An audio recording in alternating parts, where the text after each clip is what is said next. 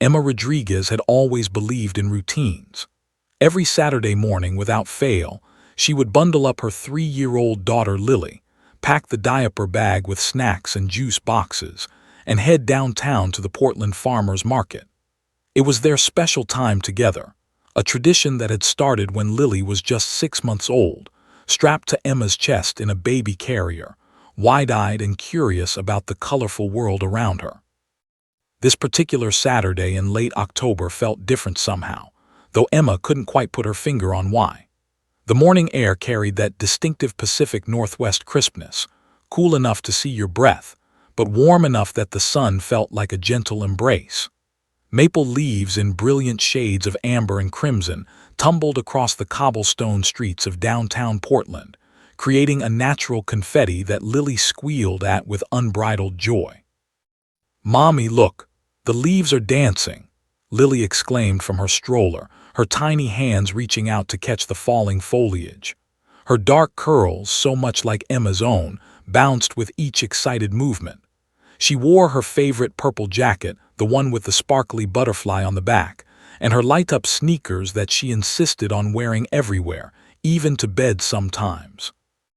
Emma smiled, her heart swelling with that particular brand of love that only motherhood can bring, fierce, protective, and so overwhelming it sometimes made her chest ache. "They are dancing, baby girl, just for you." The farmers' market was already bustling by the time they arrived at 9:30. Vendors called out their specials: organic honey, fresh-pressed apple cider, pumpkins of every imaginable size. The scent of cinnamon donuts from the bakery stall mingled with the earthy smell of fresh produce and the sharp tang of artisanal cheeses. Street musicians played folk songs on guitars and violins, their open cases collecting dollar bills and quarters from appreciative passers-by. Emma's husband, Marcus, had stayed home to catch up on work emails, a fact that had caused a minor disagreement that morning. "It's just one Saturday," he'd said, his eyes already glued to his laptop screen. "The Henderson account is falling apart and I need to fix it before Monday." Emma had swallowed her disappointment, kissed his cheek, and left with Lily. Marriage was full of these small compromises, she'd learned. You couldn't keep score. They made their usual rounds. First stop, the fruit stand where Mrs. Chen always saved the ripest strawberries for Lily. Then the flower vendor who let Lily smell every bouquet, even though they never bought any. The candle maker who kept beeswax samples at toddler height. The face painter who drew a small butterfly on Lily's cheek for free, knowing Emma would tip generously. By 10:15, they'd collected a reusable bag full of produce, fresh bread, and a small pumpkin that Lily had personally selected after examining at least 20 others. "This one, Mommy. He has a happy face," she declared with absolute certainty, pointing at a lopsided gourd that did, in fact, seem to be smiling. As they rounded the corner near the community stage, Emma noticed a growing crowd. A large banner read "Community Safety Day, meet your local heroes." Police officers, firefighters, and EMTs had set up information booths, demonstrating equipment and talking with residents. It was the kind of wholesome, small-town event that made Emma love Portland despite the rising cost of living and increasing traffic. "Want to see the police cars, Lily?" Emma asked, already steering the stroller toward the display. But Lily wasn't looking at the patrol vehicles with their flashing lights. She wasn't watching the firefighter demonstrating the jaws of life. Her attention had fixated on something else entirely. The K9 demonstration happening on a small grassy area cordoned off with orange cones. A police officer in a crisp uniform stood beside the most magnificent German Shepherd Emma had ever seen. The dog was large, powerfully built, with a thick black and tan coat that gleamed in the morning sunlight. His ears stood at attention, his dark eyes alert and intelligent. A vest across his body read K9 Unit in bold letters. Children had gathered around the demonstration area, their parents hovering nearby with smartphones ready to capture videos.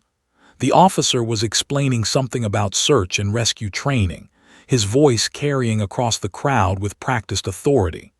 The dog, Rex, according to his vest, sat perfectly still, the picture of discipline and control.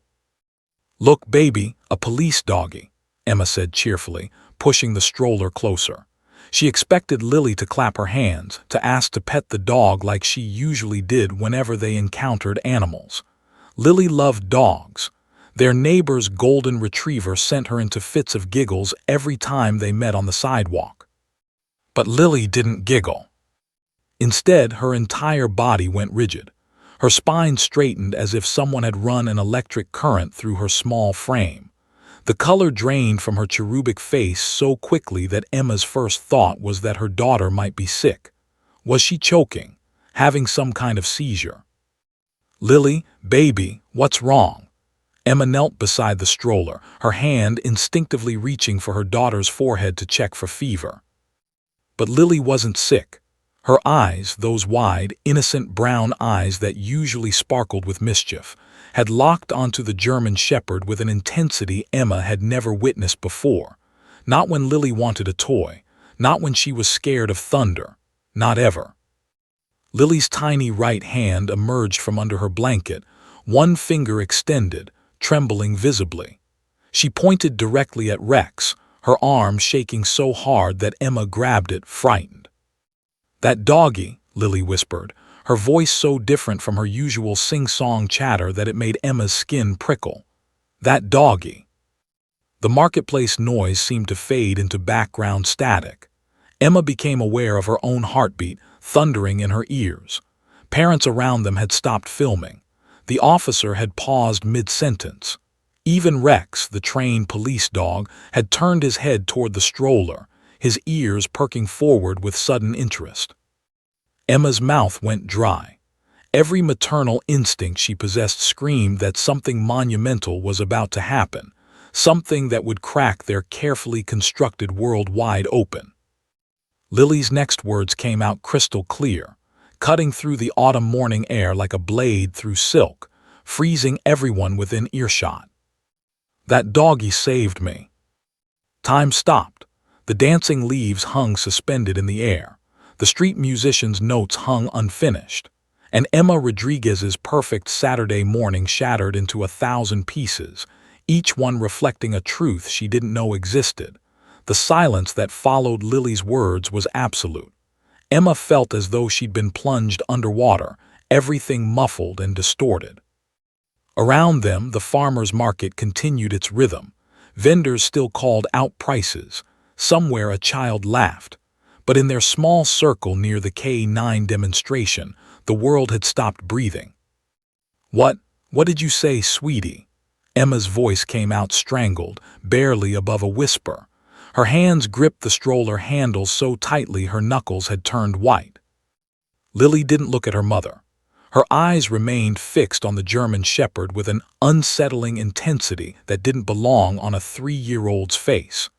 Tears began to pool in those wide brown eyes, spilling over and tracking down her round cheeks. "That doggy saved me, Mommy," Lily repeated, her small voice cracking with emotion. "I was so cold, so cold. Everything was dark and white and cold." Emma's heart slammed against her ribcage. Cold, dark. What was her daughter talking about? Lily had never been lost, never been in danger. Emma would know she was with her daughter almost every moment of every day. Wasn't she? Officer Jason Chen had stopped talking mid-demonstration. He stood frozen, his hand still resting on Rex's head, his expression shifting from confusion to something else, something that looked disturbingly like recognition. The German Shepherd had risen from his sitting position, his body alert, his dark eyes locked on the little girl in the stroller. "Ma'am," Officer Chen said slowly, taking a cautious step forward. His voice had changed. Gone was the cheerful, public relations tone he'd been using for the demonstration. Now he sounded careful, almost afraid. "Ma'am, I'm sorry, but has your daughter ever been involved in any kind of emergency situation?" Emma's mind raced. Emergency. She thought back through Lily's short life. There was the time she'd had a fever that spiked to 104 and they'd rushed to the ER. The incident at the playground when she'd fallen off the slide and needed 2 stitches. But nothing involving police, nothing involving search and rescue, nothing that would explain this moment.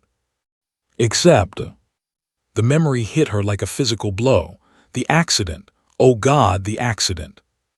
Emma stammered, her throat constricting. There was a car accident when Lily was 18 months old, but she was fine, she was completely fine. Officer Chen's face had gone pale. He pulled his phone from his belt with shaking hands, his thumb scrolling frantically through something.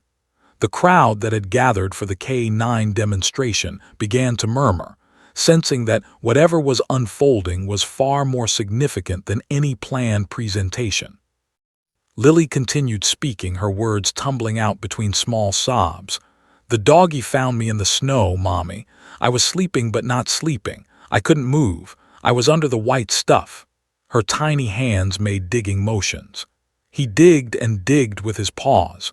Then he licked my face and his breath was warm. He was so warm. Emma felt the blood drain from her face. Snow.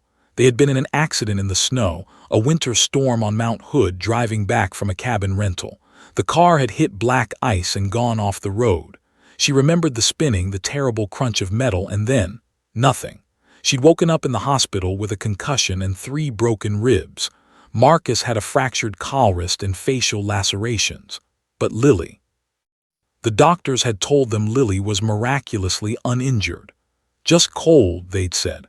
A little hypothermia from the temperature drop, but nothing serious. They'd kept her overnight for observation and sent her home the next day, bouncing and babbling as if nothing had happened. When was this accident? Officer Chen asked, his voice urgent now. He'd found something on his phone, something that had made his hands tremble visibly. December 19th, Emma whispered. 2023, almost 2 years ago. Why, what's going on?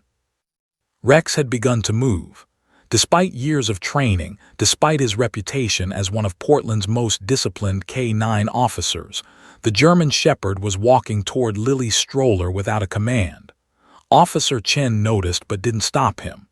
The dog moved slowly, deliberately, as if approaching something precious and fragile. That doggy, Lily said again, reaching out her small hand. He stayed with me. He wouldn't leave. The man with the bright light said, good boy, Rex. She pronounced the name carefully as if she'd been practicing it. Rex stayed until I was warm again. Emma's legs gave out. She sat down hard on the cobblestone street, not caring about the wet leaves or the stairs. This wasn't possible. Lily had been 18 months old during the accident. She shouldn't remember anything. The human brain doesn't form explicit memories that early. Emma had read all the developmental books, knew all the milestones. This couldn't be happening. Officer Chen knelt beside Emma, his phone screen facing her. Ma'am, is this your family's vehicle? On the screen was a photograph that made Emma's stomach lurch. A silver Honda CR-V, crumpled like a tin can, resting at the bottom of a steep ravine. Snow covered everything, the trees, the ground, the mangled car. The image was stamped with a date and time. December 19, 2023, 11:47 p.m.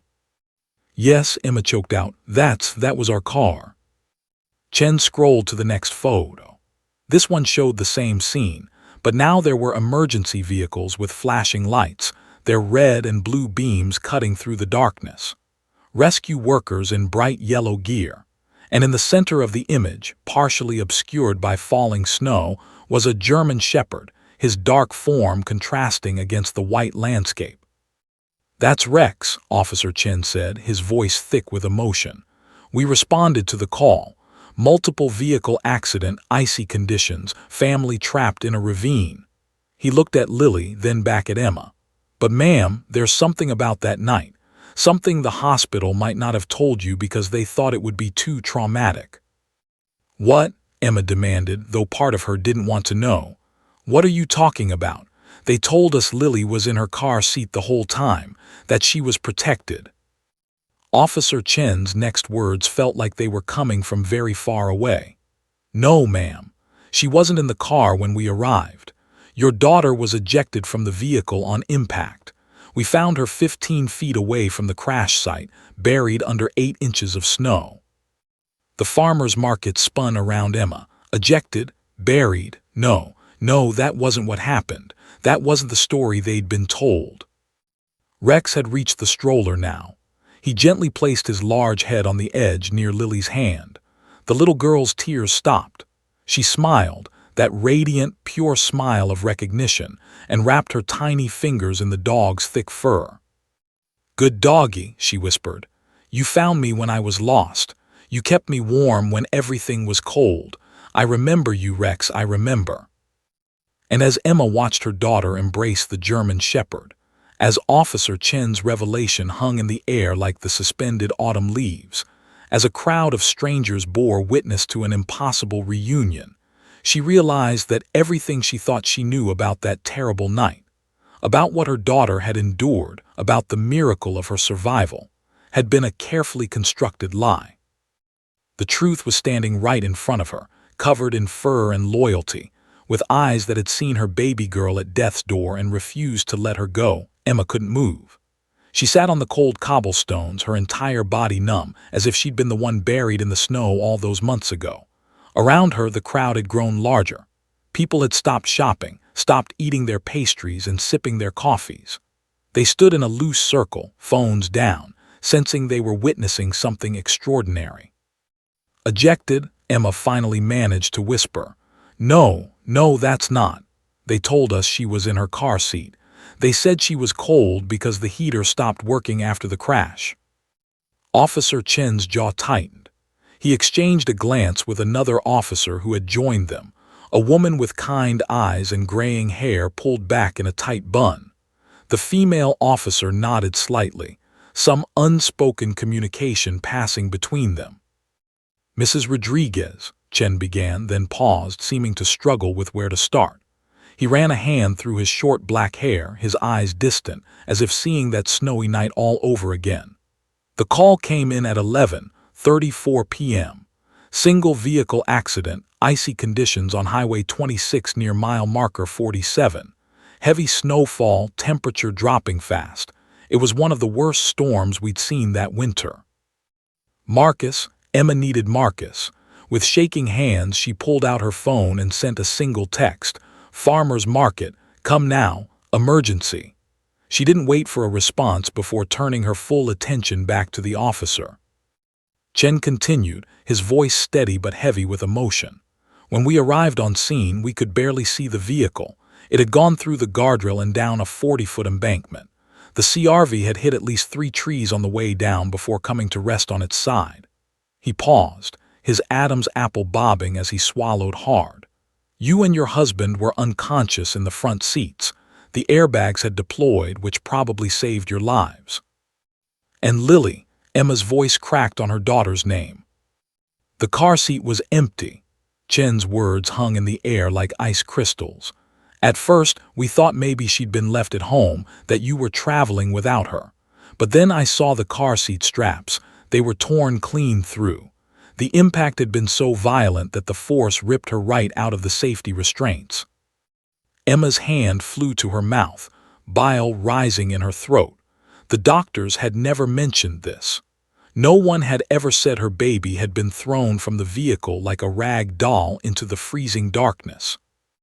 Chen gestured to Rex, who was still standing calmly beside Lily's stroller, the little girl's hands buried in his fur.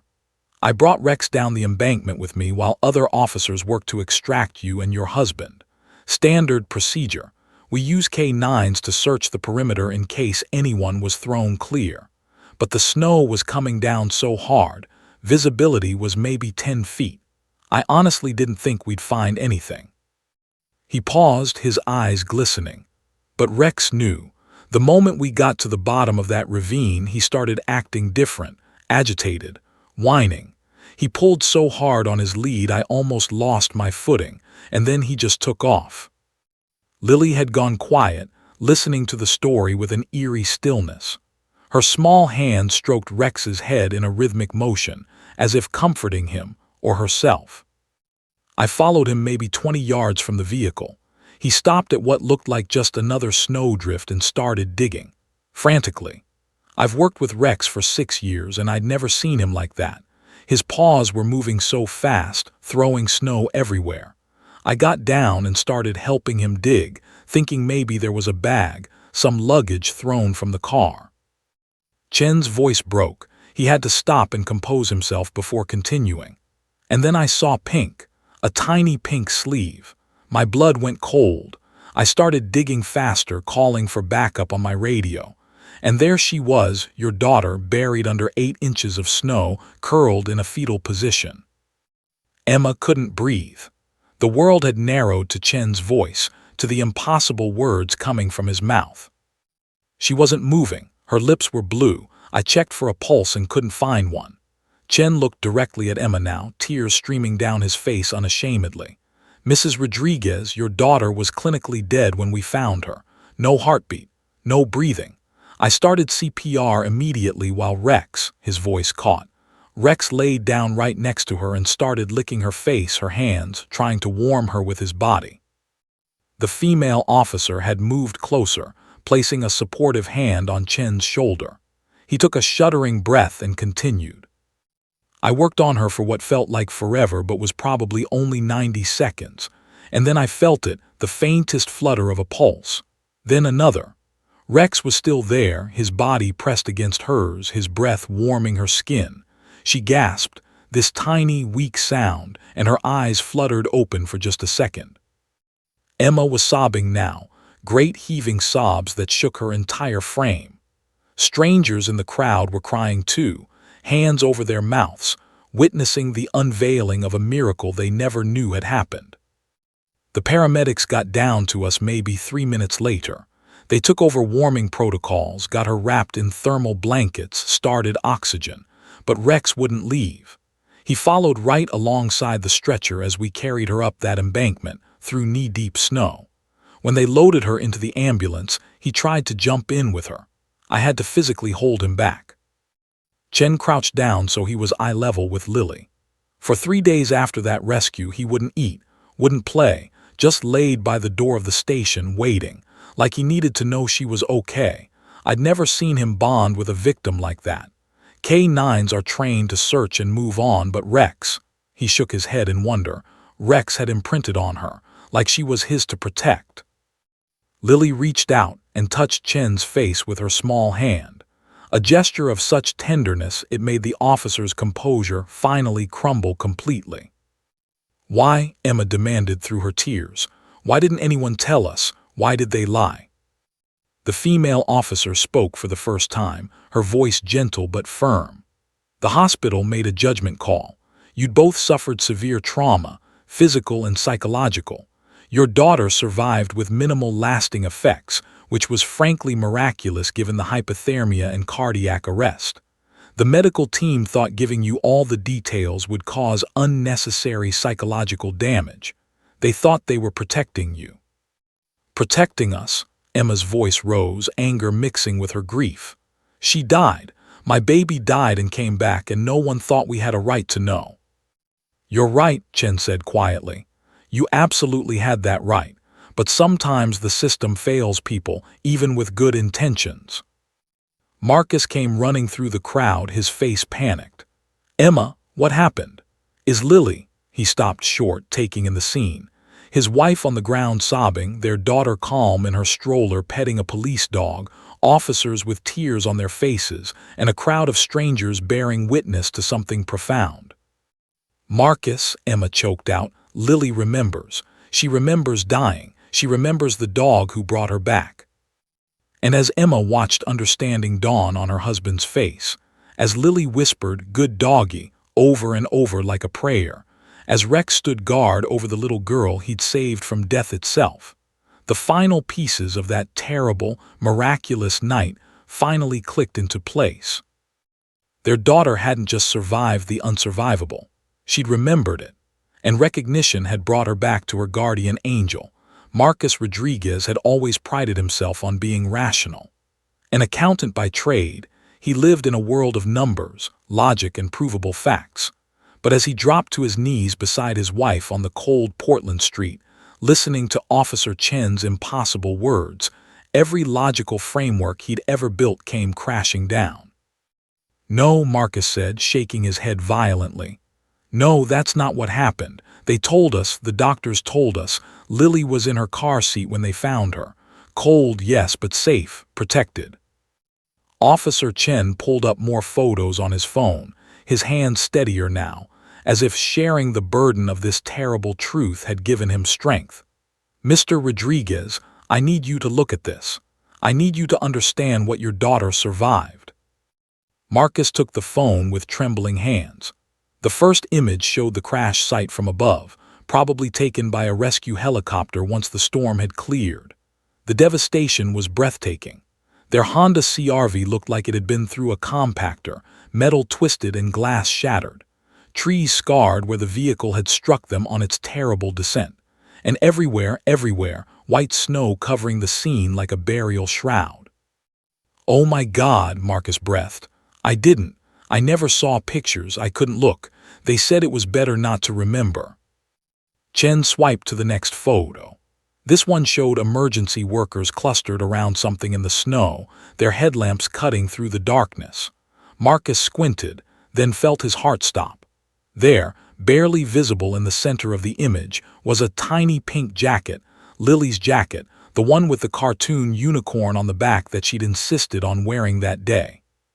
She was found right there, Chen said softly, pointing to the image, 23 feet from the vehicle. The impact threw her through the air like she weighed nothing. She should have hit a tree. She should have broken every bone in her little body. But somehow she landed in the deepest snowdrift in the area.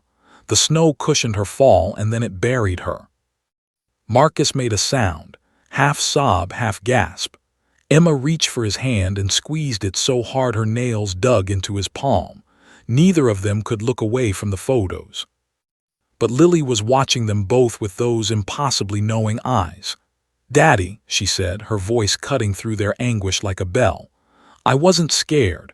The doggy came. Rex came and found me." "Baby, you can't remember that," Marcus said, though his voice held no conviction. "You were too little. You were only 18 months old." "But I do remember," Lily insisted. She pointed at Rex again, who had remained perfectly still beside her stroller. "His nose was cold when he sniffed my face, and wet. He used his big paws to push away the snow. Dig, dig, dig." She made the digging motion again, her small hands mimicking the dog's frantic movements. "Then he laid on top of me. He was heavy and warm, so warm." Chen nodded slowly. "That's exactly what he did. I saw it with my own eyes. Rex positioned his body over hers, sharing his heat.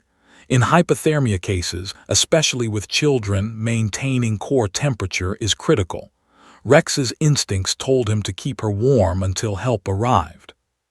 "She couldn't possibly know that," Marcus said desperately, looking around as if someone might have coached his daughter, might have told her these details. "Someone must have told her. Maybe she overheard us talking about the accident." Emma shook her head. "We never talked about it, ever. You know we didn't, we couldn't, it was too painful." The female officer, whose name tag read Sergeant K. Martinez, knelt down beside Lily's stroller. "Sweetheart, can you tell us anything else you remember about that night?" Lily tilted her head, considering. Then she said there were loud sounds. Bang, bang, bang, like fireworks but scarier. That was when the car was falling and hitting the trees. Mommy was crying. Daddy was shouting. Then it got quiet, so quiet, just wind sounds. Marcus felt ice water pour down his spine. He did remember shouting, screaming actually, as the car spun out of control. He remembered Emma's cries, the terrible percussion of metal against wood. But how could Lily describe it so accurately? "Then I was flying," Lily continued, her voice dreamy, as if recounting a bedtime story. "It was dark and white all mixed together, snowflakes on my face. I couldn't breathe very good. Everything felt far away, like when you're underwater in the bathtub." "Jesus Christ," Marcus whispered. He looked at Chen with wild eyes. How is this possible? She was a baby. Bobbies don't remember, they can't." "I've worked in emergency services for 15 years, Sergeant Martinez said quietly. "I've seen things that defy medical explanation. Children who survive falls that should kill them. People who wake from comas they should never escape. The human body, especially a child's, can do remarkable things when survival is on the line. And memory, she paused, choosing her words carefully, memory is more complex than we understand. Chen scrolled to another photo, then hesitated before showing it. Mr. and Mrs. Rodriguez, I need to warn you. This next image is difficult, but it might help you understand why what happened that night was so profound. Marcus nodded, steeling himself. Emma buried her face against his shoulder, unable to look. The photo showed a close-up of Lily's small form lying in the snow, surrounded by rescue workers. Her face was visible, blue-tinged, lips purple, eyes closed. She looked like a doll, lifeless and still. But positioned right beside her, his muzzle near her face, was Rex. The dog's eyes were alert, focused, and in the harsh light of the emergency lamps, Marcus could see something that made his breath catch. Rex's expression wasn't that of a working dog completing a task. It was fierce, protective, almost human in its intensity. The dog's body language screamed one message: mine, she's mine, you will not take her. He wouldn't let the first responders near her initially, Chen explained. Not aggressive exactly, but defensive. I had to talk him down, convince him we were there to help. Even then, he stayed within inches of her the whole time. When her heart restarted, his voice caught with emotion. I swear to God, that dog looked at me like he knew, like he understood she was coming back. Lily reached over the side of her stroller and grabbed Rex's ear gently. The massive German shepherd, trained to take down criminals and search through disaster zones, leaned into her touch like a puppy seeking affection. I saw his eyes in the dark, Lily said suddenly. They were glowing like magic eyes. They found me when I was lost in all the white. She paused, then added with a 3-year-old simple logic, he's my angel doggy. Angels watch over you. Teacher said so. Marcus finally broke. Great, shuddering sobs racked his body as he pulled both Emma and Lily into his arms, careful not to disturb Rex's position beside the stroller. I'm so sorry, he gasped. I was driving. I should have been more careful. I could have lost you both. I could have lost our baby girl. You didn't lose me, Daddy, Lily said, patting his wet cheek with her small hand. Rex found me. He brought me back, and now I found him again so we can say thank you. The crowd that had gathered, 50 people, maybe more, stood in absolute silence. Several were openly weeping. A woman Emma vaguely recognized from their neighborhood held her own toddler tighter. An elderly man removed his cap, holding it over his heart as if witnessing something sacred. Because they were witnessing the impossible collision of trauma and memory, of death and resurrection, of a bond forged in the worst moment of a child's life that had somehow transcended time and the limitations of human understanding. Officer Chen cleared his throat, struggling to maintain his professional composure. There's someone you need to meet. Someone who can maybe help explain how this is possible. Her name is Dr. Sarah Winters. She's a child psychologist who specializes in early childhood trauma and memory formation. She consulted on your daughter's case at the hospital, though you never met her. She was there, Emma asked, her voice hoarse from crying.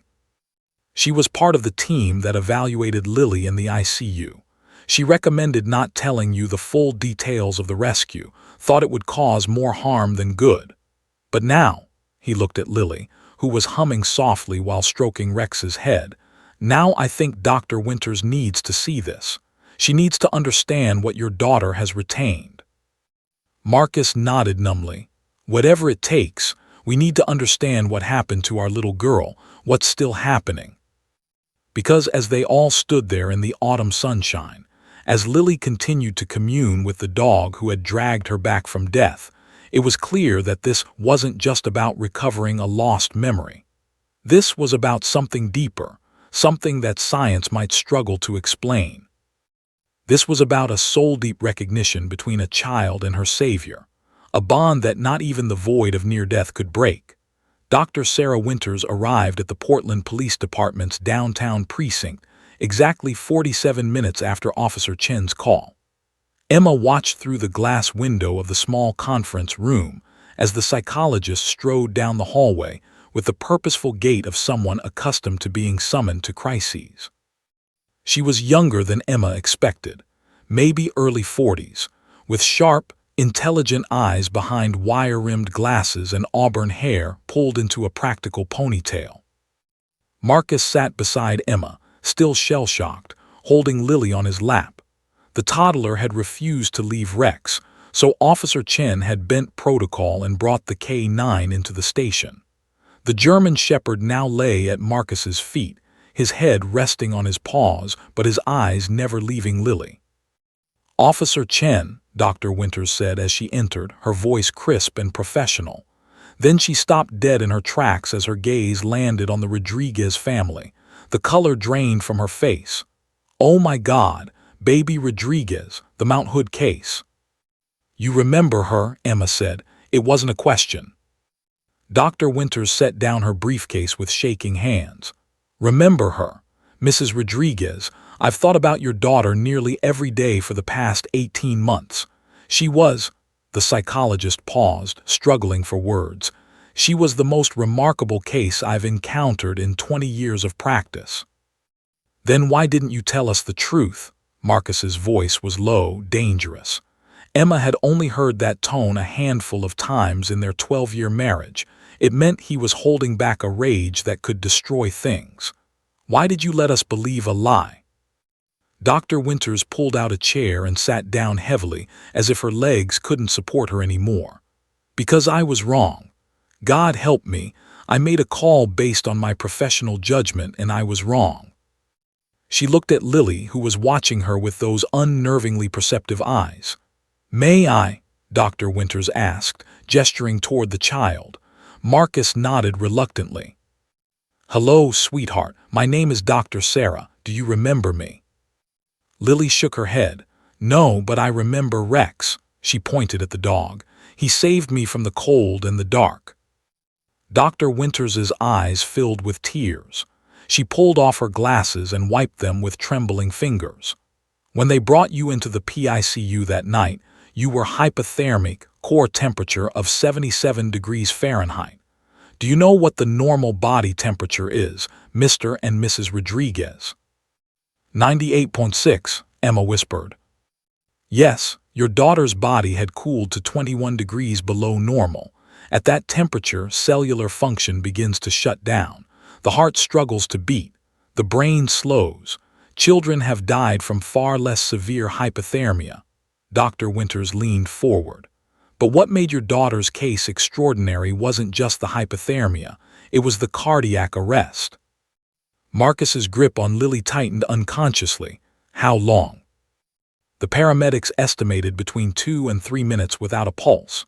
In the field, Officer Chen performed CPR for approximately 90 seconds before spontaneous circulation returned. In adults, brain damage from oxygen deprivation begins after 4 to 6 minutes. In children, especially infants and toddlers, the window is slightly longer due to metabolic factors. But still, she shook her head in wonder, your daughter should have had some degree of neurological damage. Speech delays, motor skill impairment, cognitive deficits, something. "But she doesn't," Emma said. "She's perfectly normal, advanced even. Her preschool teacher says she's reading at a kindergarten level." "Exactly," Dr. Winters said. "She's not just normal, she's thriving. And when I examined her 72 hours after the accident, I found absolutely no indication of brain injury. No speech issues, no motor problems, no cognitive delays. It was like," she paused, choosing her words carefully, "like her brain had been protected somehow during those critical minutes." Officer Chen spoke up from his position by the door. "Rex's body heat, could that have made a difference?" "Theoretically, yes," Dr. Winters admitted. "Maintaining even minimal warmth to the core organs could have slowed the progression of hypothermia. And there's emerging research about the neuroprotective effects of mild hypothermia itself. The cold can actually preserve brain tissue in some cases. But this," she gestured at Lily, "this goes beyond what we understand." So why lie to us? Marcus demanded again. Why not tell us our daughter died and came back? Why not tell us about the dog, about being thrown from the car, about all of it? Dr. Winters removed a thick file from her briefcase and laid it on the table. Emma recognized it immediately, Lily's medical records from that terrible night. The psychologist opened it, revealing pages of notes, test results, and consultation reports. This is my evaluation from December 21, 2023, Dr. Winters said, pointing to a typed report. I recommended that you not be informed of the full extent of the trauma for several reasons. First, you were both severely injured yourselves. Mrs. Rodriguez, you had a grade 3 concussion, 3 broken ribs, and a punctured lung. Mr. Rodriguez, you had a fractured wrist, facial lacerations requiring 38 stitches, and a moderate concussion. You were both in acute psychological distress. She flipped to another page. Second, your daughter showed no memory of the event. At 18 months, I was trained to believe that explicit memory formation wasn't possible. The traumatic memory wouldn't consolidate. She wouldn't remember, so why burden you with details that would only increase your trauma? You decided for us, Emma said coldly. Yes, Dr. Winters admitted. I did, and I consulted with the attending physician, Dr. Patel, the trauma surgeon, the PICU staff, and the hospital ethics committee. Everyone agreed that given your daughter's complete physical and neurological recovery, disclosing the full details of her ejection from the vehicle, the extended exposure, and the cardiac arrest would serve no medical purpose and could cause significant psychological harm to you both. That wasn't your decision to make, Marcus said through gritted teeth. You're absolutely right, it wasn't. Dr. Winters met his gaze directly. We robbed you of the truth. We thought we were practicing compassionate medicine, but what we actually did was deny you the full story of your daughter's survival, and for that, I am profoundly sorry. Lily had been listening to all of this with the peculiar stillness children sometimes display when adults are discussing serious matters. Now, she slipped off Marcus's lap and walked over to Dr. Winters. The psychologist looked down at the small girl with a mixture of wonder and guilt. It's okay, Lily said simply, patting Dr. Winters' hand.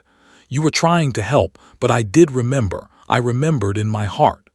She placed her small hand over her chest. And now I found Rex again, so everything is better.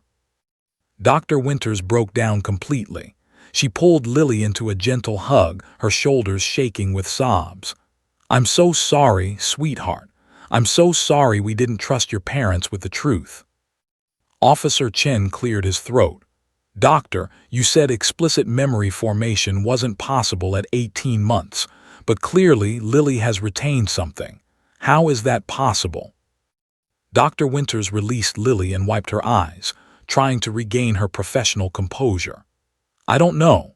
That's the honest answer. Everything I've studied, everything I've been trained to believe about early childhood memory formation says this shouldn't be possible. Children don't typically form autobiographical memories before age 3, and memories from before age 2 are virtually unheard of. But she knew Rex, Emma said. The moment she saw him, she knew. She described details, the digging, the warmth, his eyes in the dark, details no one could have told her. I believe we're witnessing something that exists at the intersection of several phenomena, Dr. Winters said, slipping back into her clinical voice. Traumatic memory encoding, which functions differently than normal memory. Implicit memory, emotional and sensory impressions that can be retained even when explicit narrative memory isn't formed. And possibly, she hesitated, possibly something we don't have a framework for yet. A soul memory, if you will. A bond formed in extremis that transcends our understanding of how the brain works. Rex lifted his head and looked at Dr. Winters, as if he understood every word. The psychologist noticed and gave a short, amazed laugh. The ancient Greeks believed that in moments of profound crisis, the soul imprints itself with what it needs to survive, she said softly.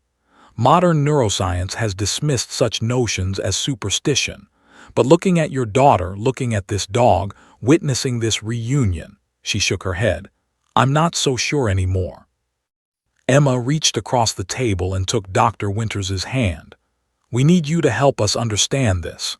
Help us understand what Lily went through, what she's retained, and what it means for her future. I'll do whatever I can, Dr. Winters promised. But I think, she looked at Lily, who had returned to Rex's side and was now lying on the floor with her head on his back. I think your daughter might teach us more than any textbook ever could. Marcus stared at his little girl, safe and whole, snuggled against the K9 who had refused to let death claim her. What do we do now? Now, Dr. Winters said, we document everything. We understand this bond, and we make sure that what happened to your family, the withholding of truth, never happens to another family again. Outside the conference room window, the Portland sky had begun to darken. Inside, a family was finally learning the full story of the miracle that had saved their daughter. And in the presence of the German shepherd who had defied his training, his instincts, and perhaps even the natural order itself to protect one small child, they all felt the weight of something profound, a love that death itself couldn't break. Dr. Sarah Winters set up her evaluation materials in a quiet room at the precinct that had been converted into a makeshift examination space. Soft lighting, comfortable chairs, and a basket of toys in the corner. She'd learned long ago that children revealed their truths best when they felt safe, not interrogated. Emma and Marcus sat on a small couch against the wall, watching as their daughter settled onto a colorful floor mat. Rex lay beside her, his presence approved by Dr. Winters, who understood that separating them now would be not only cruel but potentially counterproductive to understanding this extraordinary case. Lily, Dr. Winters began gently, sitting cross-legged on the floor at the child's level, I want to play a game with you. Can you draw me a picture of that night, the night when you were cold? Lily nodded solemnly and accepted the crayons and paper. For several minutes, she worked with the intense concentration only children possess, her tongue poking out slightly as she focused. Emma found herself holding her breath. When Lily finished, she held up the drawing. Dr. Winters felt her professional detachment crumble. The picture showed a small figure, clearly meant to be a child, surrounded by white scribbles. Above the figure, dark sky with white dots for snow. But what made Dr. Winters's hands shake was the other figure in the drawing. A large dark shape with pointed ears and what could only be described as glowing eyes, positioned protectively over the small child. This is me, Lily said, pointing to the small figure. And this is Rex. His eyes were the only thing I could see, like lights in the dark, yellow lights. Officer Chen, who had been observing silently from the doorway, spoke up. German Shepherd's eyes reflect light, tapetum lucidum, the same thing that makes cats' eyes glow in the dark. My headlamp would have made Rex's eyes shine when he was positioned over her. She couldn't have known that, Marcus said, his voice hollow. She's 3 years old. She's never been told about how animal eyes reflect light. Dr. Winters pulled out a small recording device. Lily, is it okay if I record our conversation, just so I can remember everything you tell me? Okay, Lily agreed, still coloring now, adding more details to her picture, trees, what looked like a crumpled car, tiny figures with lights in the distance. Can you tell me what you felt when Rex found you? Lily was quiet for a long moment, her crayon still. Then, my chest hurt, like something was sitting on it, heavy. I couldn't make my arms and legs work right. They felt far away, like they weren't mine anymore. Dr. Winters wrote rapidly in her notebook. The symptoms Lily described, the pressure on her chest, the disconnection from her extremities, were consistent with severe hypothermia and the moments before cardiac arrest. But how could a child her age articulate these sensations, much less remember them from 18 months prior? What happened after Rex found you? He digged me out. His paws were scratchy on my face, but not mean scratchy, helping scratchy. Lily demonstrated by making gentle scraping motions in the air. Then he made a sound, not a bark, a different sound, like he was calling someone. Howling, Chen said quietly. Rex howled. That's how I knew he'd found something. He doesn't howl on regular searches, only when his voice caught, only when it's critical. Lily nodded vigorously. Yes, that sound. And then the man came, the man with the lights. She looked at Chen. You said good boy, Rex, and hold on, baby girl, hold on. Emma let out a strangled sob. Chen's eyes were wet. I said that, Chen confirmed. I said exactly that. Dr. Winters leaned forward. Lily, what happened after the man came? He pressed on my chest. Push, push, push. It hurt but also felt good because it made my heart remember how to work. And Rex licked my face and my hands. His tongue was warm and wet. He kept licking and licking like he was trying to wake me up. The psychologist felt a chill run down her spine. Do you remember anything else about how you felt? Lily's expression became distant, almost otherworldly. I remember floating, like I was up high, looking down at the snow and the broken car and the little girl, me lying there. But then Rex's tongue on my face pulled me back down, like a string pulling a balloon back to the ground. Marcus made a choking sound. Emma grabbed his hand, both of them staring at their daughter in astonishment. Sweetheart, Dr. Winters said carefully, her heart racing. When you were floating, did you see anything else? Light, there was light that felt warm and nice, like grandma's hugs. Lily's grandmother had passed away when she was just a year old. But Rex's howling made me turn around. He needed me to come back, so I did. Dr. Winters sat back, her mind reeling. What Lily was describing sounded remarkably similar to near-death experiences reported by adults. The out-of-body sensation, the light, the feeling of peace followed by a decision or compulsion to return.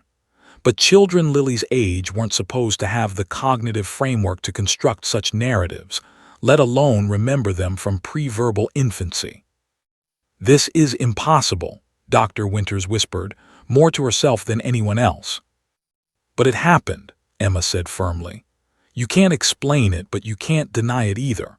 Our daughter is sitting here telling you details that no one ever told her, recognizing a dog she shouldn't remember, describing medical phenomena she has no business knowing about.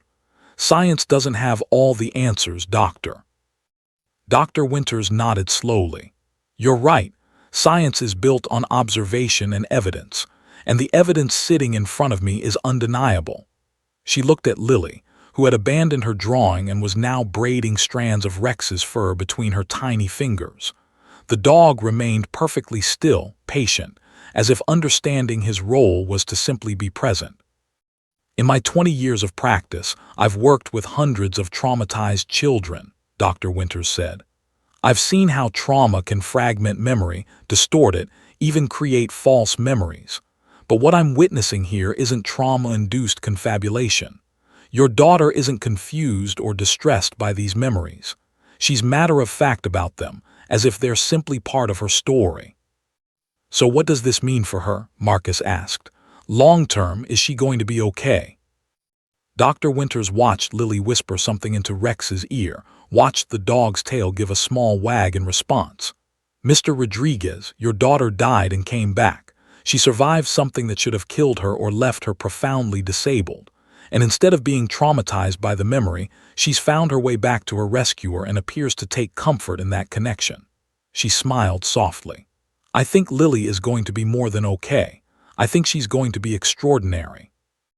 Rex shifted position, gently resting his large head in Lily's lap. The little girl beamed, stroking his ears with the unself-conscious affection only children can give. There are things science can measure: temperature, heart rate, oxygen levels, Dr. Winters said quietly. And then there are things science can only witness: love, loyalty, the bond between a soul and its guardian. I'm looking at something that transcends my training, my education, my entire understanding of how memory and trauma work. And you know what? I'm grateful for it. She turned to Emma and Marcus. Your daughter is teaching us that the human spirit, especially a child's spirit, is far more resilient and mysterious than we ever imagined. She's proof that in our darkest moments, connection can be stronger than death. Outside the window, the first stars were appearing in the Portland sky. Inside, a child and a dog sat together in perfect understanding, living proof that some bonds are forged in fire and ice, and not even death can break them. "Can Rex come home with us?" Lily asked suddenly, looking up at her parents with hopeful eyes. Emma and Marcus exchanged glances. They had no idea what the answer to that question would be. But as they watched their miracle daughter with her guardian angel dog, they both knew that somehow, someway, they would find a way to keep this bond alive. Because Rex hadn't just saved Lily's life that frozen night. He'd saved her soul. And that was something worth fighting for. The story broke on Monday morning. Emma woke to 17 missed calls, 43 text messages, and a news van parked outside their modest two-bedroom home in northeast Portland. She pulled back the curtain to see a reporter checking her makeup in a compact mirror, while a cameraman adjusted his equipment on their front lawn. "Marcus," she hissed, shaking her husband awake, "we have a problem." By noon, the problem had multiplied. 5 news vans, reporters calling out questions whenever Emma peeked through the blinds, their doorbell ringing every 10 minutes. Someone from Good Morning America had somehow obtained Marcus's cell number and was offering them an exclusive interview. Miracle toddler REMEMBERS K9 hero who saved her life, screamed the headline on Portland's KOIN news website. Below it, a photograph. Someone from the farmer's market had captured the moment Lily first pointed at Rex, her small face a mixture of recognition and wonder. "How did this get out?" Marcus demanded, packing their living room while Lily watched cartoons, blissfully unaware of the chaos swirling around her. Emma scrolled through her phone. It's everywhere. CNN, Fox, NBC. Someone posted a video on TikTok that has 4 million views. Twitter is calling Rex the most heroic dog in America. Her phone buzzed. Officer Chen. She answered immediately. "Mrs. Rodriguez, I am so sorry," Chen said, his voice strained. "I don't know how the media got hold of this. I certainly didn't contact them, and the department has strict protocols about protecting victim privacy." "It's not your fault," Emma said, though her head was pounding. "Someone at the farmer's market must have recorded it and posted it online. That's how these things work now." "The chief wants to hold a press conference," Chen continued, "to control the narrative, provide accurate information, but we absolutely will not do that without your permission. This is your family's story, not ours." Emma looked at Marcus, who had stopped packing and was listening to her side of the conversation. She covered the phone's microphone. "Press conference. Police want to give an official statement. What do you think?" Marcus ran his hands through his hair, a gesture he made when stressed.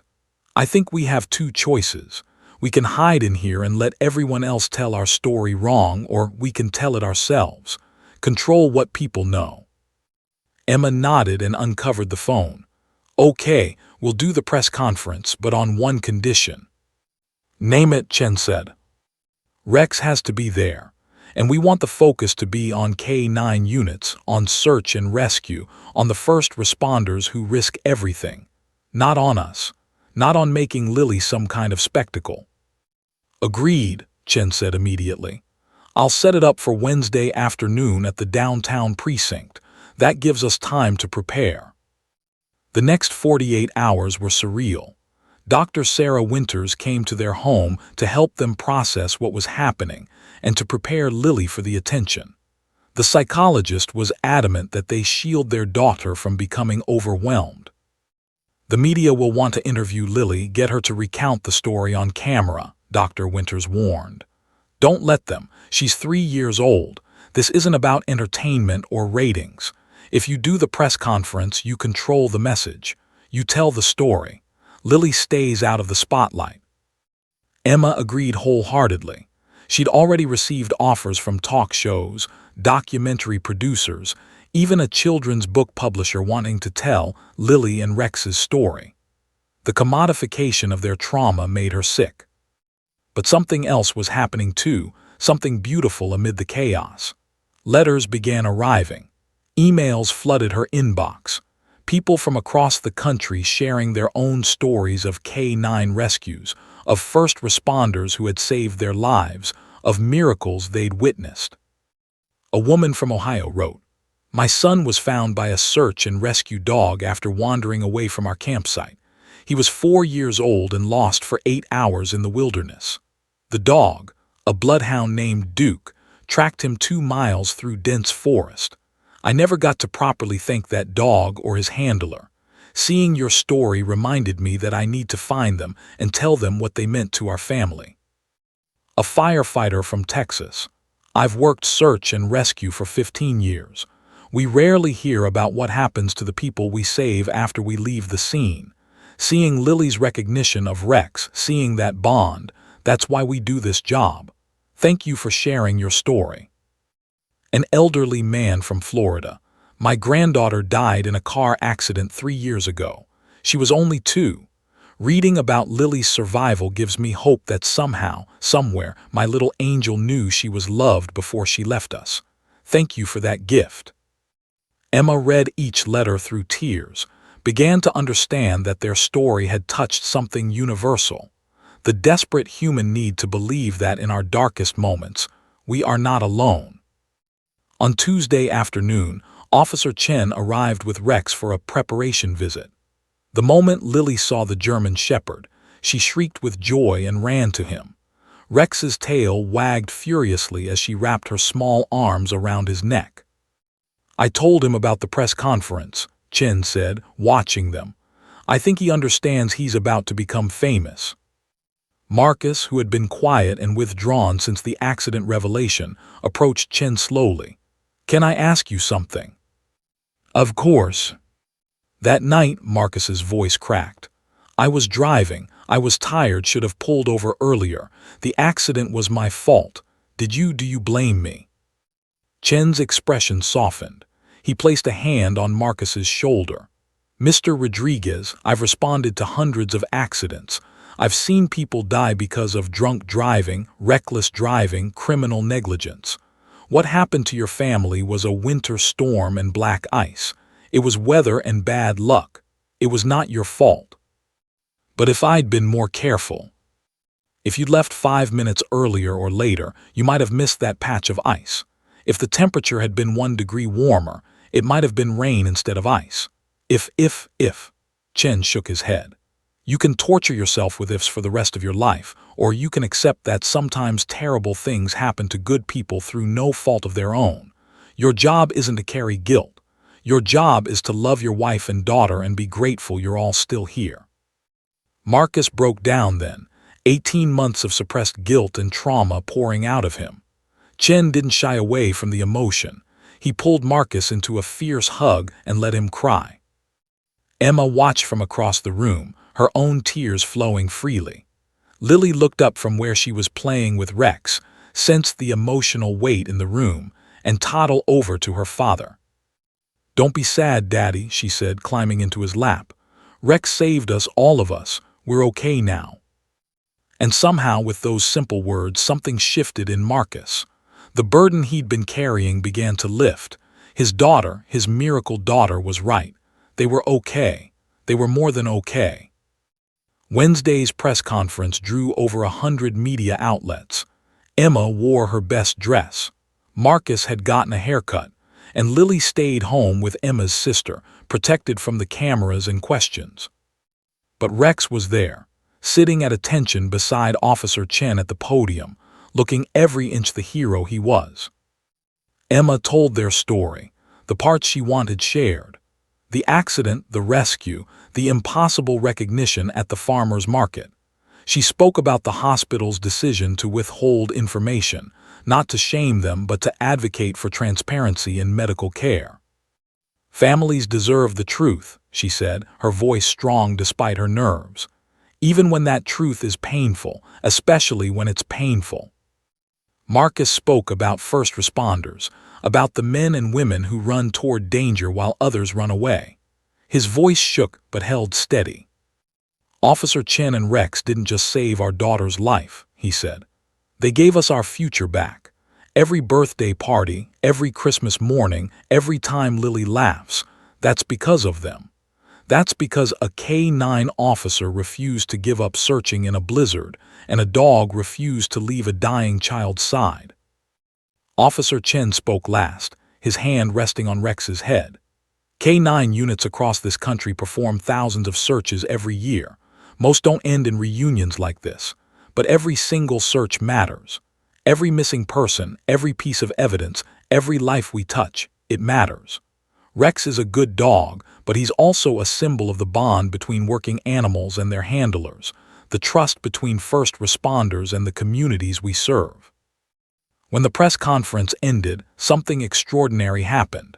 The assembled reporters, hardened journalists who'd covered wars and disasters, gave a standing ovation, not for the story but for the heroes in it. That night, Emma launched the Rex Foundation, dedicated to funding K-9 units, providing equipment and training, supporting search and rescue operations across the Pacific Northwest. Within 24 hours, donations topped $50,000. Within a week, they'd raised $500,000. But the real miracle happened every Tuesday evening, when Officer Chen brought Rex to their home for family visits. Lily would spend hours reading to the dog, playing in the backyard, napping with her head on his back. Marcus found healing in those visits, watching his daughter safe beside her protector. Emma took thousands of photos, documenting a bond that defied explanation. 3 months after the farmers' market reunion, Officer Chen made an announcement that would change everything. He was retiring early from the police force. And he knew exactly where Rex belonged. Spring arrived in Portland with an explosion of cherry blossoms and rainfall. Emma stood in their backyard, watching as workers installed a new fence, taller, sturdier, with a gate that locked securely. Marcus was inside, converting the small mudroom off the kitchen into something special, though he wouldn't tell her exactly what.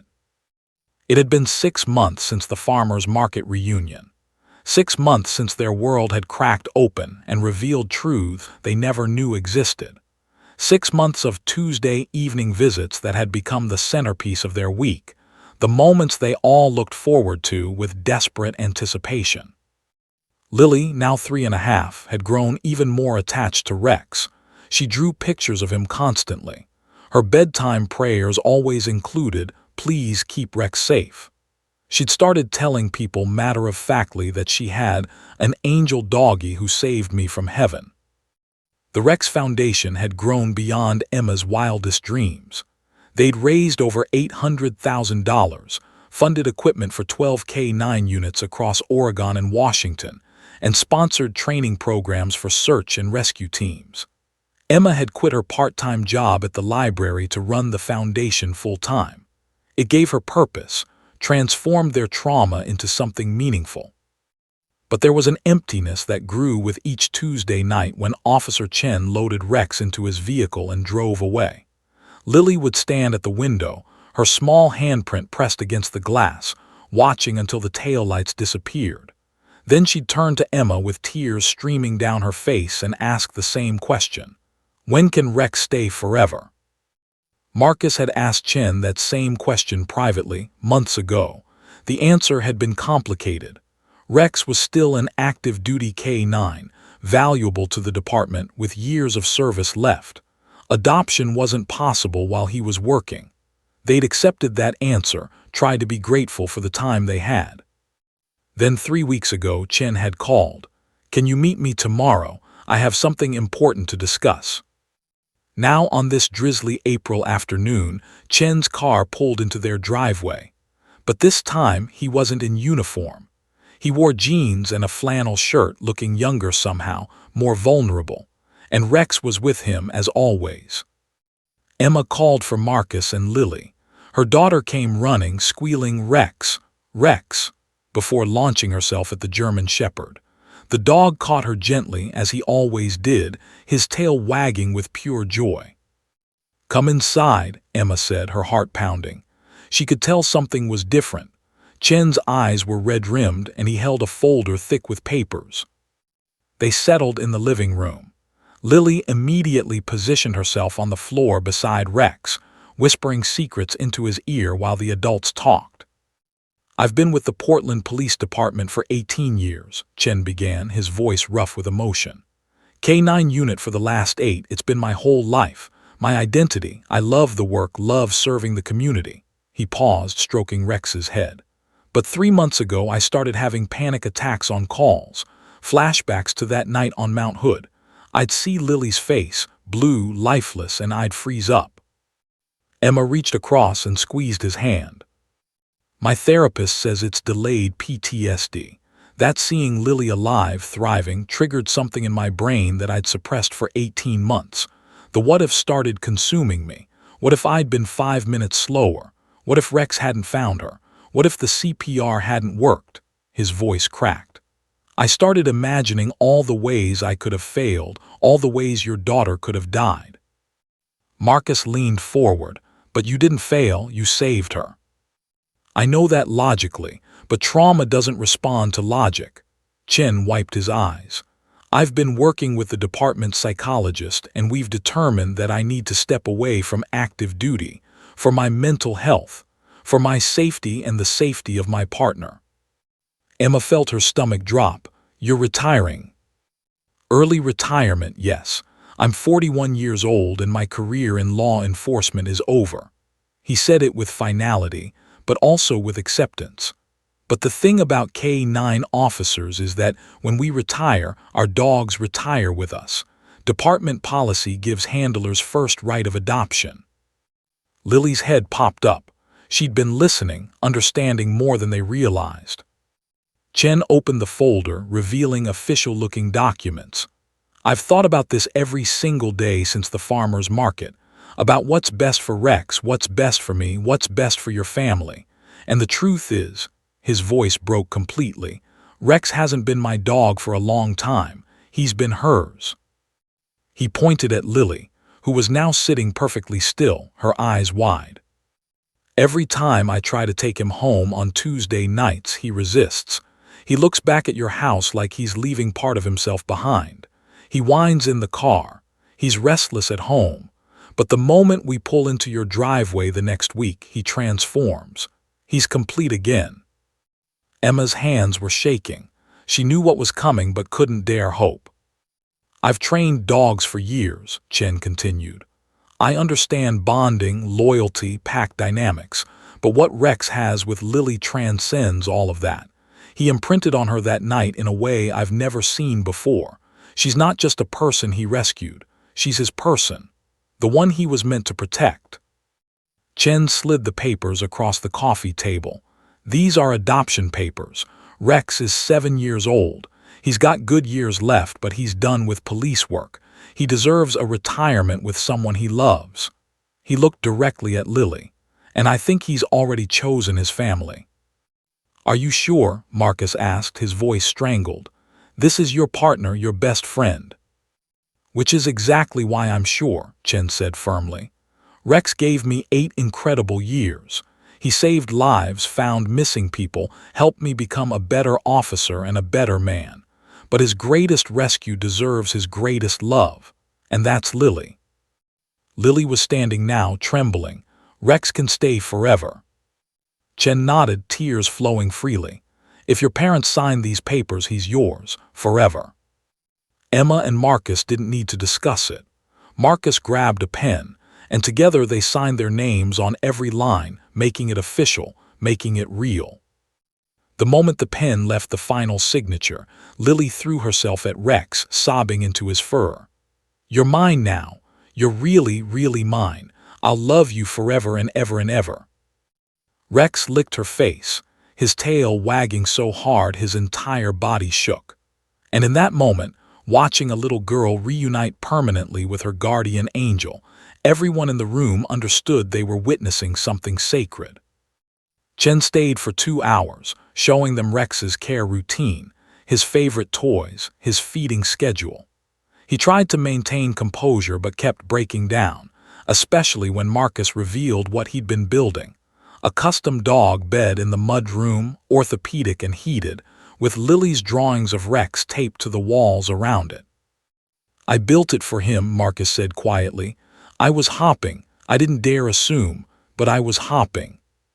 When it was time for Chen to leave, this time without Rex, the goodbye was wrenching.